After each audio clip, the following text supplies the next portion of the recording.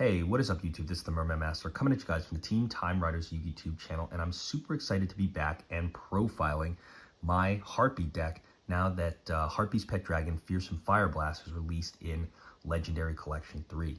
Harpies have always been a favorite of mine, and with the release of Fearsome Fire Blast in this collection, they have just gained a whole ton of new support. Give you kind of an idea of what this card does that's so much better than the original. First and foremost, you can special summon this card from your hand if you control a Harpie Lady, allowing you to have multiple types of plays where you can either link or XYZ summon into level 7s a lot easier than you could. And if it is sent from the field to the graveyard, you can send a Harpie Lady monster from your deck to your graveyard. And that's super great to trigger your Harpist and be able to search a card during the end phase of the turn. All in all, it's just a fantastic new card, and I think it speeds up this deck quite a lot. And I've been doing a bunch of testing with this since the new card came out, and this is the build that I came up with, so hope you guys enjoy it. Of course, as I mentioned, starting out, we're going to have 3 Dragon. Dragon is such an important card in this deck because it helps to speed up a number of your plays, and it just expands the toolbox ratios and capabilities that you can kind of go for in this deck. One of the biggest problems that some of the new support had is you had to run Harpie Lady Sisters because it required a level 5 or higher Harpie monster on the field to activate most of the support cards. That problem is now gone thanks to this card, and of course to the Synchro monster as well, the Cyber/Harpie Lady. You can now resolve more of those effects than ever before, and this card is to thank. It's just such a great extender, and is just so helpful to not only getting things out on the board, but to baiting things that your opponent has. Of course, a Harpie deck would not be complete without 3 copies of Harpie Channeler. Now, Harpie Channeler is probably your main monster in the deck when it comes to play extensions and play starting. You discard a Harpie card from your hand to your graveyard and special summon any Harpie monster from your deck. It's a great way to get out your Harpie Pet Dragon Fearsome Fire Blast for a link play, or you can go for any one of your level 4 Harpies. The perfect one to go for right here, of course, is your Harpie Perfumer, which I run at 3. Now, Harpie Perfumer is one of the very first cards, which I discussed about, that has that Harpie Lady Sisters restriction, aka it's a good card if you don't have a level 5 or higher Harpie, but it's a great card if you do. When this card is normal or special summoned, you can search any card that mentions Harpie on it. So it's a it's a Harpie spell card kind of searcher from your deck to your hand. But when you control a level 5 or higher Harpie monster, you can search 2 cards instead of 1. So the ideal play would be is that you start out with your Channeler and Dragon. You can special Dragon, normal Channeler, special Dragon, and then you can activate Channeler's effect to discard a Harpie to special summon your Perfumer. And since a level 5 or higher Harpie monster is on the field, you can use Perfumer's effect to search 2 cards instead of 1. Super, super consistent and amazing, and it's always great to be able to pull that off and to be able to increase the power of your toolbox.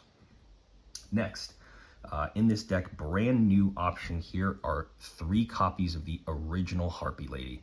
Now, this is something, I haven't played Harpies in a while, and I think this is one of the things that I actually missed back when the Simorg days were happening. Whoever figured this out was an absolute genius, but running the original Harpie Lady allows you to run things like Elegant Egotist in here, and you can also run Unexpected Die, and it just extends the play so much and makes this deck so much more powerful than it was in the past. It's crazy to think that we would ever run the original again, but it's so much better and so much more versatile than running Harpie Lady 1.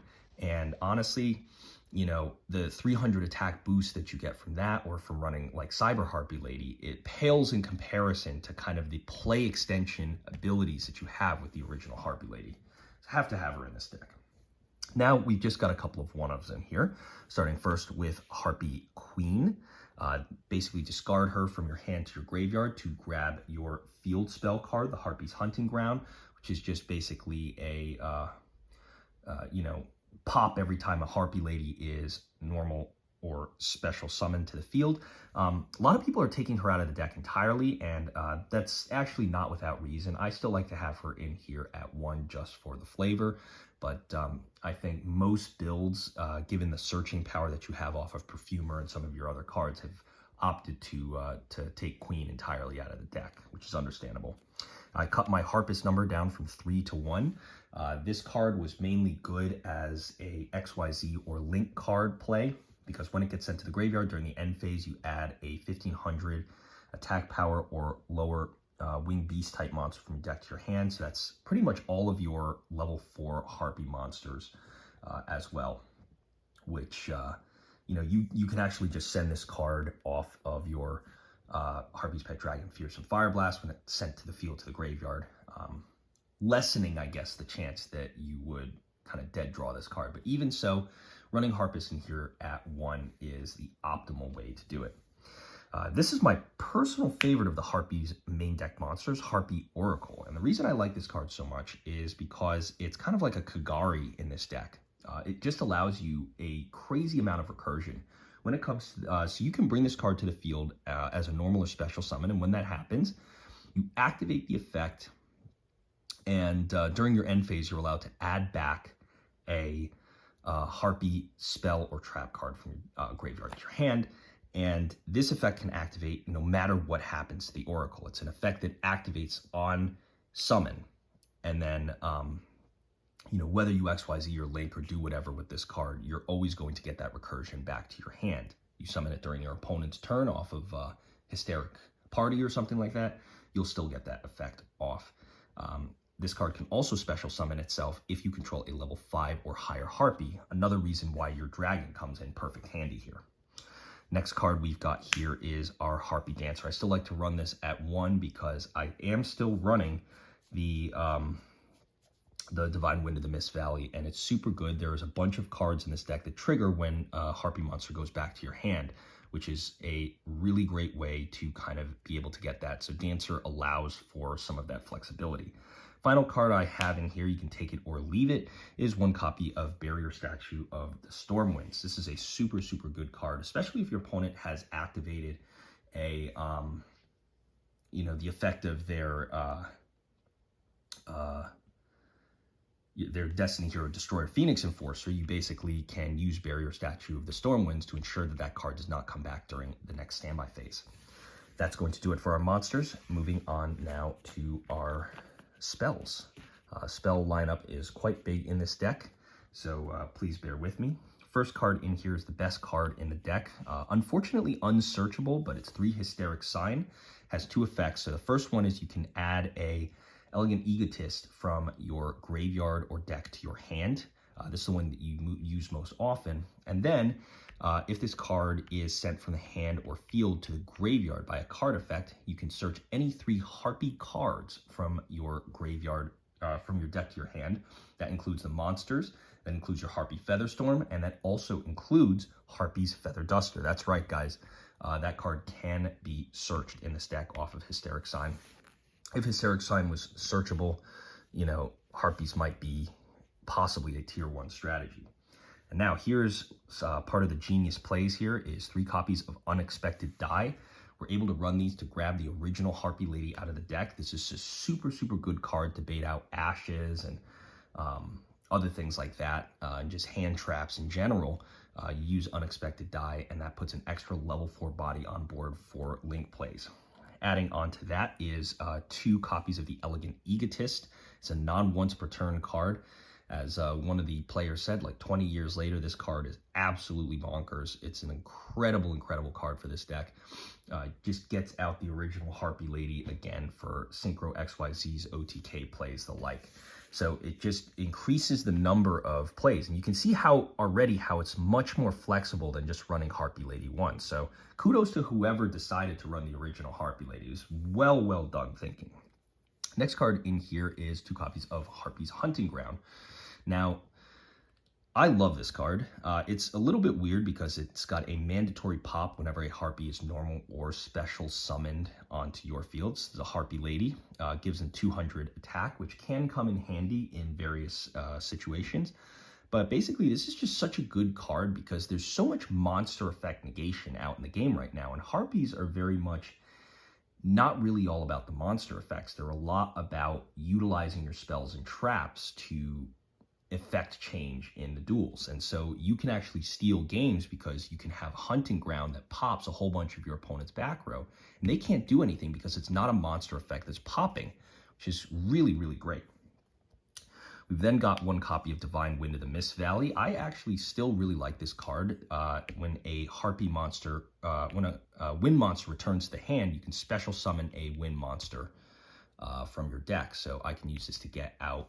I use it in tandem with Dancer to get out your Barrier Statue of the Stormwinds or any other Harpie monster that you're looking for. Unfortunately, this card, of course, is still at 1. Otherwise, I think I'd be running more copies. And again, Harpies might be tier 1 if this ever did actually come back, thanks to all of the new stuff out. Brand new to this deck, there's 2 copies of Wing Requital. I'm sorry, guys. I'm still trying to decide the number that I like this at. Sometimes it breaks, but very, very often it actually can become a huge advantage to you. It's a draw 2 that has very few restrictions, does not restrict you from special summoning, does not restrict you from subsequently drawing, does not really do any of that kind of stuff. However, the only problem with this card is that you actually have to have an established field in order to activate it. So if your opponent negates all your stuff in the beginning and you have a Wing Requital in your hand, that's not too good. But in the instances where you can field 2 Harpie monsters with different names, Wing Requital comes in huge advantage for you with that. It does conflict with the dragon though, so it's something to be careful of, but I think that its benefits far outweigh its drawbacks. Of course, one copy of Harpie's Feather Duster. This is an amazing card to have back, guys, and it's searchable in this deck. I mean, what more can we say besides that? It's such a good card, and it's pretty self-explanatory at this point. Now moving on, one card that I've decided to keep in is Alluring Mirror Split. I have it in here, helps with destruction by battle, but it's mostly in here for its special summon from grave effect. Whenever it's popped, you can special summon a Harpie monster from your grave, which does include the dragon, unlike most of the other cards in the deck. So one good thing to know. The best spell card in here, Harpie's Feather Rest, is basically kind of like a Pot of Avarice. Shuffle 3 back and draw 1, but you can only special summon wind monsters for the rest of the turn.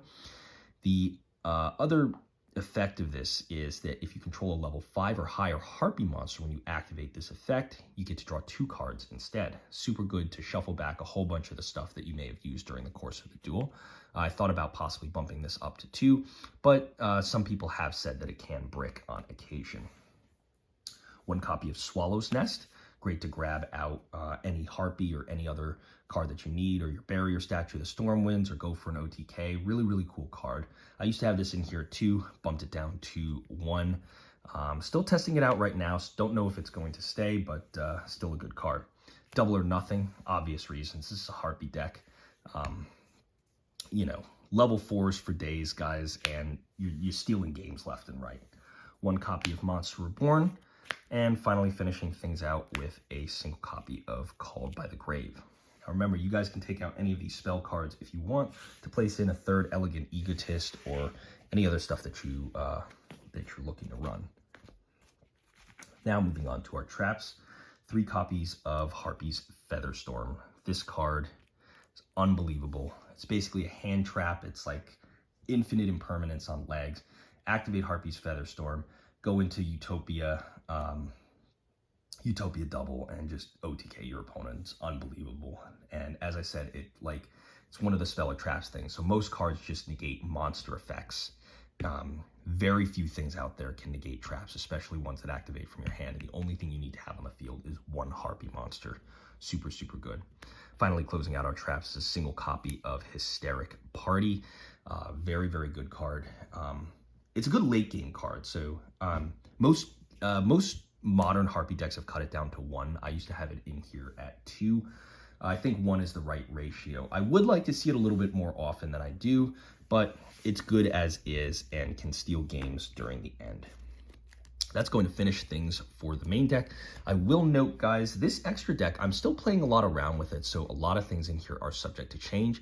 I do not have a copy of the Synchro Monster, but do note that if I did, that card is in here at 1 or 2, guaranteed, and you should be making space for that card. I just do not have a copy of it, so my extra deck does not have that. And with that note out of the way, starting things out with a single copy of Harpie Conductor, just another Harpie name on the board, helps you pop your back row if it would be destroyed.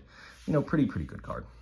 1 copy of the Farigite. I've seen a couple of Harpie lists run this. I am not really a fan, but it can be good for shuffling back your, or for putting your double or nothing back in the deck, because if you hard draw that card, you can't do your Utopia combo. Can also special summon a Wing Beast type monster from your hand, a la X Saber Wayne, so I think that's a good kind of play. This card here is one that I really don't like as much, but other builds, again, have been running this. The Barricade Borg Blaster. You're kind of supposed to discard your Harpie, your Hysteric Sign off of this, and then get the search, and then grab the Hysteric Sign during the end phase. But I just think it's way too slow, and so I'm thinking about actually taking this card out of the deck. 1 copy of Nightmare Unicorn, pretty self-explanatory, great bounce effect. 1 copy of Nightmare or Mech Knight Crusadia Avermax, another really good card, just for keeping it on the board and everything like that. Do note, guys, don't summon this out versus a Destroyer Phoenix Enforcer, because that card will not target and can very easily pop the Avermax. And if they don't have anything on their board, you got to send something back to your deck from your board. So that send effect is mandatory. Just something to note. 1 copy of Link Spider and 1 copy of Imduck. Pretty self-explanatory reasons here. Link Spider for Link climbing plays, and then the Imduck is to make your Channeler level 7 so that you can special summon. When you special summon your Harpie Perfumer, you can search too. So this is another reason why to run the normal Harpies over the other one. It's just the amount of toolbox and plays that you can do. So that's it for our links. Now for XYZs, we have 1 copy of your Harpie's Phantasmal Dragon, 1 copy of Ice Beast Xerophine, one of the best XYZs out there. Single copy of Lightning Chidori, bounces face downs and face ups, and can be run in only very few decks aside from this. 1 copy of number 80 Rhapsody in Berserk. Another couple of other Harpie decks have been running this. Basically allows you to banish the Destroyer Phoenix Enforcer from people's graveyards and other things that they need. Really good card. Number 41 Baguska. You want to go second in this deck, but sometimes you have to go first, and that's a good out for it.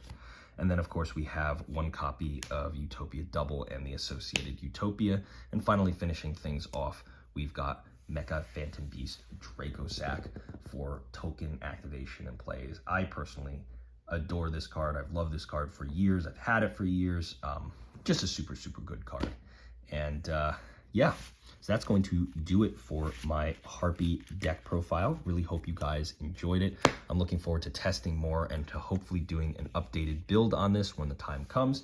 If you guys did like the video, remember to rate, comment, and subscribe to the Team Time Riders YouTube channel. Really helps us out. And this has been the Mermail Master signing out. Catch you guys next time. Peace.